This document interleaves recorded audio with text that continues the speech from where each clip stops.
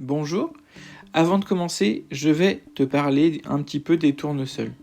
Alors les tournesols, ce sont ces grandes plantes avec une grande tige et des feuilles vertes et en haut, une fleur jaune. En fait, on les appelle comme ça parce qu'au fil de la journée, elles suivent le soleil, elles se tournent vers le soleil et donc voilà pourquoi on les a appelées les tournesols. Alors comme je le disais, ces plantes sont vraiment très grandes, elles peuvent aller de 1,70 m à 4 mètres. 4 mètres, pour te faire une idée, c'est l'équivalent de 2 grands joueurs de basketball. Les graines qu'on plante, ce sont des graines que j'ai récupérées l'année dernière de mes tournesols et ils faisaient entre 2 mètres et 2,50 m, ce qui est déjà beaucoup. D'ailleurs, concernant mes plants de tournesol de l'année dernière, j'ai constaté que chaque tige avait plusieurs fleurs, parfois même ces fleurs étaient collées les unes aux autres et il est même arrivé que dans une fleur naisse une autre fleur. C'était rigolo à voir. Peut-être que cette année, tu auras la même chose. Dernière chose intéressante à savoir sur les tournesols, peut-être que tu as déjà croisé comme ça autour de chez toi un champ de tournesol. C'est très beau comme tu peux le voir sur la photo, mais c'est aussi très utile puisque le tournesol est utilisé pour faire de l'huile, la fameuse huile de tournesol qui sert à cuisiner. Allez, c'est parti, on passe à la pratique. Alors là, on est au stade où tu as reçu tes graines dans ton petit sachet. Pour les planter, donc ce sont des graines de tournesol. Pour les planter, il va te falloir un petit pot. Ça peut être un pot de yaourt avec un petit trou pour que l'eau s'évacue. Voilà, ça peut être ce que tu trouves, en tout cas de la récupération. Là, c'était une plante que j'avais achetée, j'ai gardé ça. Et donc, ça va nous servir à planter nos graines de tournesol. Donc, tu en as un peu plus d'une quinzaine, je crois, dans le sachet. Tu vas en planter 5 dans le pot. Les autres, tu peux les garder ou alors les planter ailleurs ou les passer à tes petits frères pour qu'ils fassent pareil que toi. Voilà. Alors, dans un premier temps, donc, je vais prendre mon petit pot et je vais simplement mettre de la terre. Alors moi, j'ai du terreau.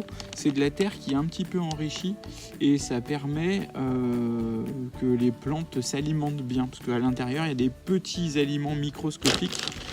Et les plantes, on dit qu'elles poussent un peu plus vite avec ça. Alors après, si tu prends de la terre normale, honnêtement, j'ai essayé, ça fonctionne très bien. Donc tu prends ton petit pot, tu mets ta terre dedans. Hop.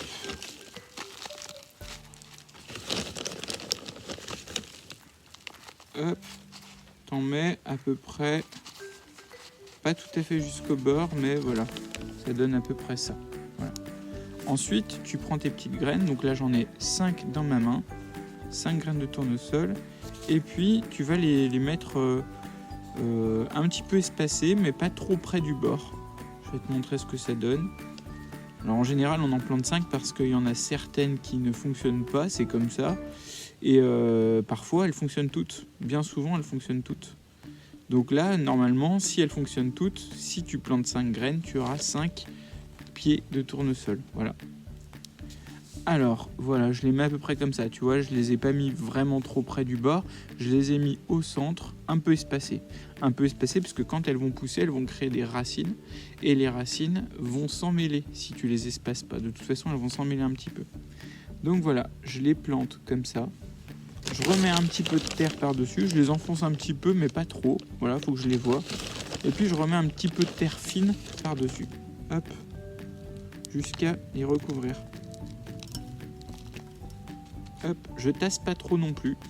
Voilà, faut que la terre soit aérée. Si tu tasses trop, ce qui risque de se passer, c'est que les graines vont rester coincées dans la terre quand tu l'arroseras.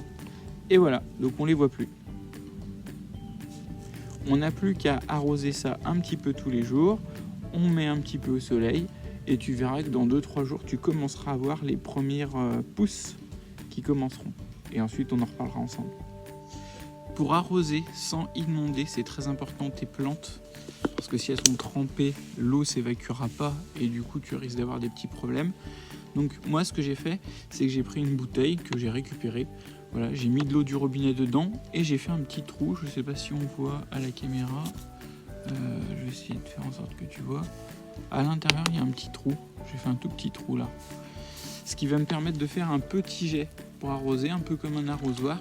Le problème c'est qu'avec un arrosoir il y a beaucoup de jet, donc du coup tu risques de trop arroser, donc ça c'est parfait. Et donc j'arrose un petit peu en surface.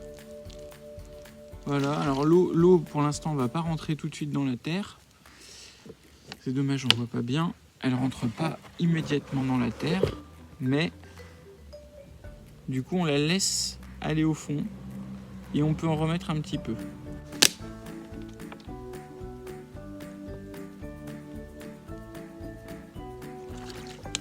Voilà, je crois que ça ira pour aujourd'hui. Le tout, c'est que ta terre soit toujours un petit peu humide. Voilà. Et puis que tu mettes donc tes graines à température ambiante, c'est-à-dire à la maison, pas trop près d'un radiateur, mais pas non plus dehors. En ce moment, il peut faire un peu plus frais. Voilà. C'est tout ce qu'il y a à faire. À toi de jouer. Envoie-moi des nouvelles.